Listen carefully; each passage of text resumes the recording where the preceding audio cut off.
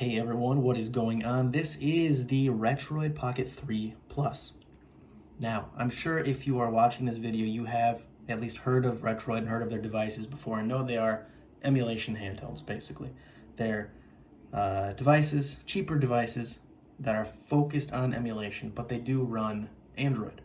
Now, you may have seen a lot of clickbait videos, clickbait titles about, oh, it can finally run everything from GameCube. It can finally run everything from, PS2. And I think if you actually watch those videos, you'll find that that's not what they actually say. But those headlines are false. GameCube, it can run a vast majority of. So I have a few GameCube games installed here.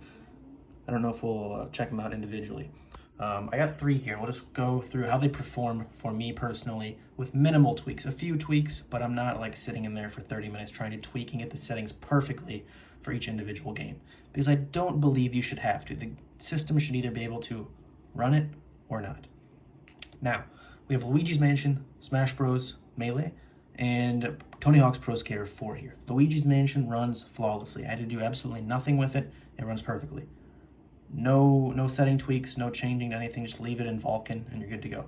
Smash Bros. Melee, again, very similar story, except the shader cache loading causes a lot of issues until you've used every character and until you've used every ability and been on every stage. Once you've used a character for a while or used all their abilities or been to a stage already, you shouldn't have much lag or latency of any kind. But up until that point where you've done all those things, you will have some issues. And finally, Tony Hawk's Pro Skater 4. This one's a tough one because it's definitely playable. Definitely playable. However, it does have some issues.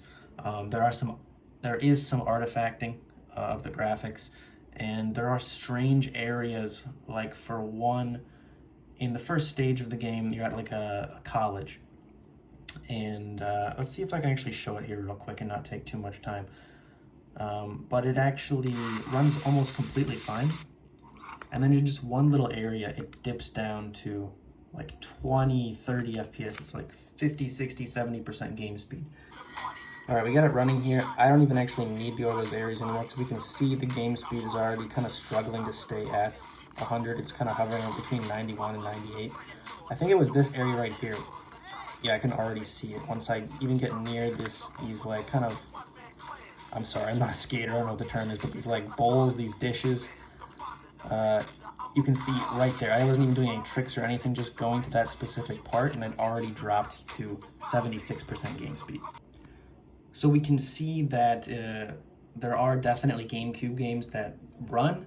They will be mostly playable, some that won't really be playable, but it's not 100%. It's not all GameCube games, right? It's a select amount. It's a large amount. It may even be a majority, but it's not every game. PS2-wise, I think you'll find it from most other reviewers of the device and PlayStation 2 fans. I have 0 PS2 games installed on this device because most run terribly. There's a small handful that run very well, and most of them are going to be like JRPGs, stuff that's not very intensive. But yeah, you'll actually find I have games installed for every system on here basically except the PS2 because it's just not acceptable for me personally.